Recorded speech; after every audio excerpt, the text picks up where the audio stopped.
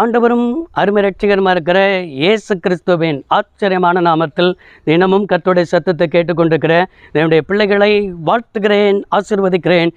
நீங்கள் ஆசீர்வதிக்கப்பட்டவர்கள். இந்த நாளிலும் கூட குருத்தோலை ஞாயிறு அனுசரிக்கப்படுகிறது. இந்த குருத்தோலை ஞாயிறுனா என்ன, இந்த குருத்தோலை ஞாயிறை குறித்து வேதம் என்ன சொல்கிறது என்பதை தான் ஆண்டவர் நம்மளோடு கூட தெளிவாய் பேச இன்றைக்கு ஆவலாய் இருக்கிறார்.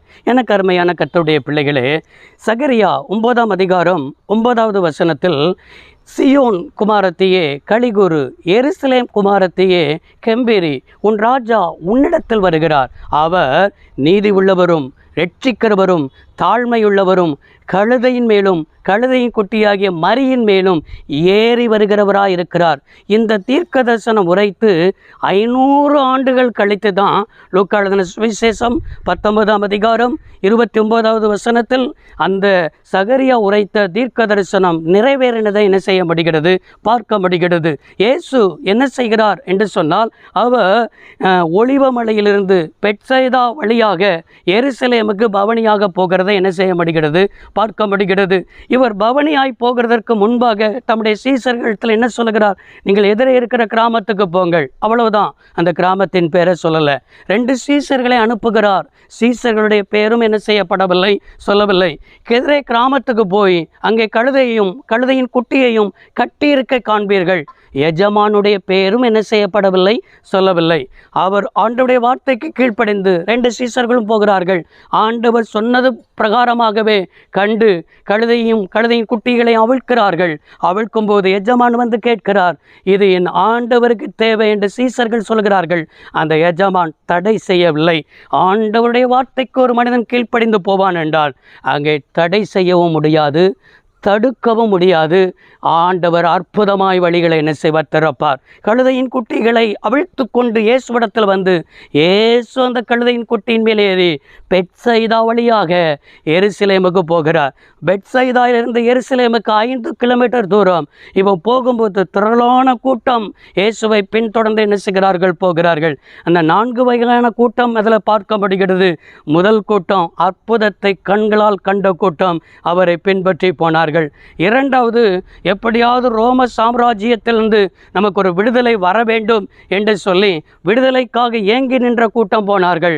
3வது கூட்டம் இயேசு மேல் போராமை, இவன் யூதனின் ராஜாவாக போகிறானா, இவனுக்கு என்ன சம்பவிக்கும் என்று சொல்லி போராமையினால் பின்பற்றின கூட்டம். 4வது கூட்டம் இயேசுவை உண்மையாய் நேசித்து போன கூட்டம். இப்படி 4 வகையான கூட்டமும் பின்பற்றி போய் ஒரு ஆர்ப்பரிப்பின் சத்தம் எருசலேமில் உண்டாகிறது. என்ன ஆர்ப்பரிப்பு என்று சொன்னால், ஓசன்னா ஓசன்னா, கர்த்தருடைய நாமத்தினால் வருகிறவர் சோஸ்தரிக்கப்படத்தக்கவர் என்று சொல்லி ஆர்ப்பரிப்பின் சத்தம். தங்கள் கைகளில் ஓலைகள், அது மாத்திரமல்ல பவனி முழுவதும் எல்லாம் என்ன செய்கிறார்கள், விரித்திருக்கிறார்கள். பவனி முழுவதும் அந்த எருசலேம் வீதிகளிலே ஓசன்னா என்கிற ஒரு ஆர்ப்பரிப்பின் சத்தம். அந்த ஓசன்னா என்கிறதுக்கு என்ன அர்த்தம் தெரியுமா, கர்த்தாவே எங்களை ரட்சியும் என்ற அர்த்தம். இந்த சத்தம் கேட்கும் பொழுது இவர்கள் எல்லாரும் நினைத்தது, இயேசு எப்படியாவது அரண்மனைக்கு போவார், அரண்மனைக்கு போய் அங்குள்ளதான ரோம சாம்ராஜ்யங்களை அழிப்பார், இவர்தான் ராஜாவாக இருப்பார் என்று சொல்லி இந்த ராஜ்யத்தில் நம்மும் என்ன செய்யலாம், பங்கு பெறலாம் என்ற அப்படிப்பட்ட எண்ணத்தில் அரண்மனைக்கு நேராக இந்த கழுதை போகும் என்று சொல்லி காத்து பின்னாலே ஆர்ப்பரிப்பில் மகிழ்ச்சி களிப்பு எல்லாரும் பின்பற்றி போகிறார்கள். நினைவுக்கு அப்பாற்பட்டு ஆண்டவர் அரண்மனைக்கு போகாமல் ஆண்டவர் தேவாலயத்துக்கு போகிறார். ஒன்றுமே அவர்களுக்கு புரியல. ஏயா தேவாலயத்துக்கு போகிறார்? தேவாலயத்துக்கு போய் உடனே என்ன செய்தார், சாட்டை எடுத்துக்கொண்டு என் வீடை கள்ளர் குகைகளாக மாற்றலாமா என்று சொல்லி ஒரு சுத்திகரிப்பை செய்கிறார். இப்படிப்பட்ட சுத்திகரிப்பு ஏன் செஞ்சார் தெரியுமா? இந்த கர்த்தாவே ரட்சின்னு சொன்னாங்க பாருங்களா, உங்களுக்குள்ள தான் ஒரு ரட்சிப்பை கொடுப்பதற்கு, உங்களுக்குள்ள தான் ஆளுகை செய்வதற்கு. நான் இன்மைக்குரிய ராஜா அல்லப்பா, நீ இன்மைக்குரிய ராஜாவாக்கலாம் என்று என்ன செய்கிறீர்கள், நோக்கத்தோடு வந்தீர்கள். நான் இன்மைக்குரிய ராஜா அல்ல, நான் வரப்போகிற ராஜா, நான் உங்களை ஆளப்போகிற ராஜா, உங்களை ரட்சிக்க வந்த ராஜா என்பதை அவர்களுக்கு என்ன செய்தார், காண்பித்தார். இதை அறிந்து இந்த பின்பற்றி வந்த கூட்டமெல்லாம் குருத்தோலையை பிடிச்சிட்டு வந்தவங்களாம் அடுத்த சில நாட்களிலேயே இந்த கூட்டம் தான் இயேசுவை சிலுவையில் அறையும், இயேசுவை சிலுவையில் அறையும், பரபாசை விடுதலை செய்யும் என்று என்ன செய்தார்கள் என்று சொன்னால் ஆர்ப்பரித்ததை பார்க்க முடிகிறது. எனக்கு அருமையான கர்த்தருடைய பிள்ளைகளே, இன்றைக்கு நம்முடைய வாழ்க்கையில் நம்முடைய கைகளில் குருத்தோலைகளை பிடித்திருக்கலாம். உங்களுக்கு அவர் ராஜாவாக இருக்கிறாரா? உங்களுக்கு அவர் நீதி உள்ளவராக இருக்கிறாரா? உங்களை ஆண்டவர் ரட்சித்து இருக்கிறாரா? உங்களுக்கு அவர் தாழ்மை உள்ளவராய் உங்களிடத்தில் அவர் வாசம் பண்ணுகிறாரா? யோசித்து பாருங்கள். உங்களுடைய வீட்டில் அவர் வசிக்கிறாரா என்று யோசித்து பாருங்கள்.